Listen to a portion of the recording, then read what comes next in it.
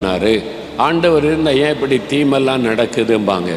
அது ஆண்டவரால் உண்டாகிற காரியம் அல்ல, சாத்தான் என்கிற பிசாசினால் உண்டாகிற காரியம். மனிதனை செம்மையானவனாகத்தான் ஆண்டவர் உண்டாக்கி ஆண்டவரோடு பழகுகிறவனாகத்தான் வைத்திருந்தார். அவன் தேவனோடு பேசுவான், தேவன் அவனோடு பேசுவார். அன்றைக்கு மனிதனுக்கு ஒரு குறைவும் இல்லை, ஒரு நிறைவான ஆசீர்வாதத்தோடு அவன் வாழ்ந்து கொண்டிருந்தான். சாத்தான் அதை பார்த்தான். அதை பார்த்தபோது அவனுக்குள்ள பொறாமை வந்தது. இவன் ஆண்டவர் இந்த மனிதர்களோட ரொம்ப சந்தோஷமாக இருக்கிறாரு, என் பிள்ளைகள்னு சொல்லுகிறார், இவங்களை வச்சு ஆண்டவருடைய உள்ள மகிழுகிறாரு.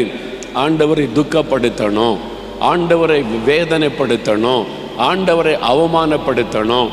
ஆண்டவர் எப்போ வேதனைப்படுவார்? தான் சிருஷ்டித்த மனிதர்கள் பாவம் செய்யும் போது அது ஆண்டவரை பாதிக்கும்.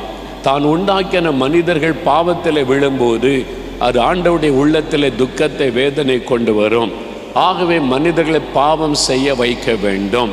அப்படிதான் பிசாசை தீர்மானம் பண்ணி, பாவம் என்பது நம்ம நினைக்க குடிக்கிறது, புகைக்கிறது, விபச்சாரம் செய்வது அதுதான் என்று எண்ணிக்கொண்டிருக்கிறோம்.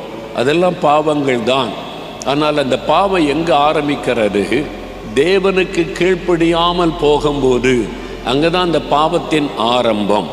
மனிதன் தேவனுக்கு கீழ்ப்படியாமல் போகும்போது அது தேவனை துக்கப்படுத்தும், ஆண்டவரை வேதனைப்படுத்தும் என்று அறிந்து அவன் ரகசியமாக ஏவாளை வஞ்சித்தான். ஆதியாகமம் 3ஆம் அதிகாரத்தில் வாசிக்கிறோம். அவன் நல்லவன் போல நடித்து ஏவாளோடு பேசுகிறான்.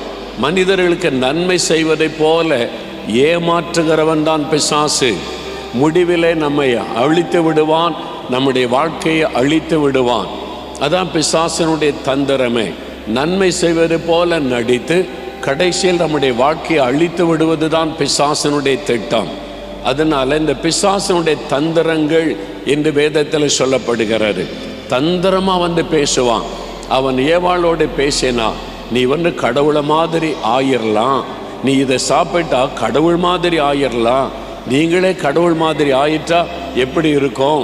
இந்த ஆசையை, தவறான ஆசையை உண்டாக்கி பொய்யான ஒரு செய்தியை நம்ப வைத்து ஏவாளை வஞ்சித்து விட்டான். ஆண்டவர் புசிக்க வேண்டாம் என்று சொன்ன ஒரு கனியை புசிக்க வைத்து விட்டான்.